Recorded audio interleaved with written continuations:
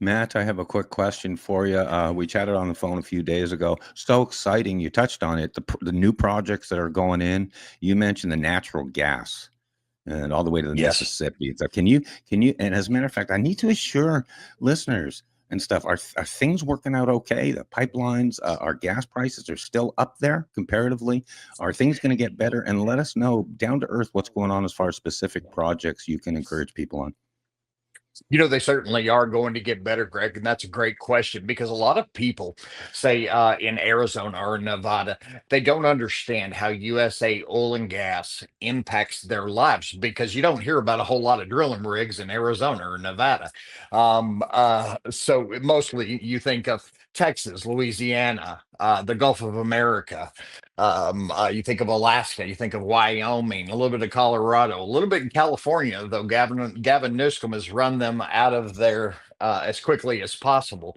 So anyway, you think about the Gulf Coast states. Whenever you're in Arizona, you say, "Hey, wait a minute, why do I need USA natural gas?" Well, whenever you look at the power grids, you understand that USA natural gas comprises about 42% of the electricity, 42% of the power grid for Arizona, for Nevada. And that is reliable, affordable energy that keeps bills lower. Whenever we look at the subsidies that are given to these unreliable intermittents, wind and solar that are imported mostly from China and Europe, people who've been told for years, "Hey, look, your electric bill's going to go down." It's not going down, it's going up.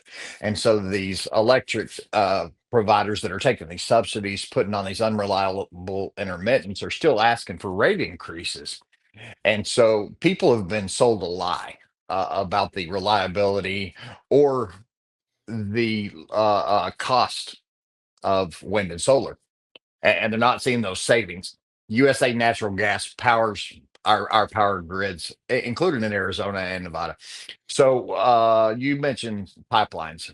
There's a great new project that our friends at Energy Transfer are bringing out of the Permian Basin. So whenever you drill for oil, you get associated natural gas, unless you're drilling specifically for natural gas.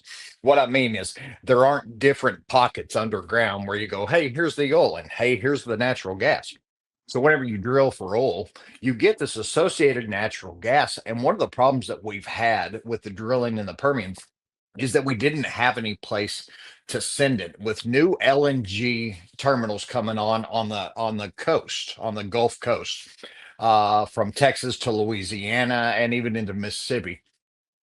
We have an export facility there that will allow us to send USA natural gas to our friends and allies around the world and free them from dependence upon the tyrants of Russia and the terrorists of Iran. And that's important. That really shifts the global economy. It also shifts the power.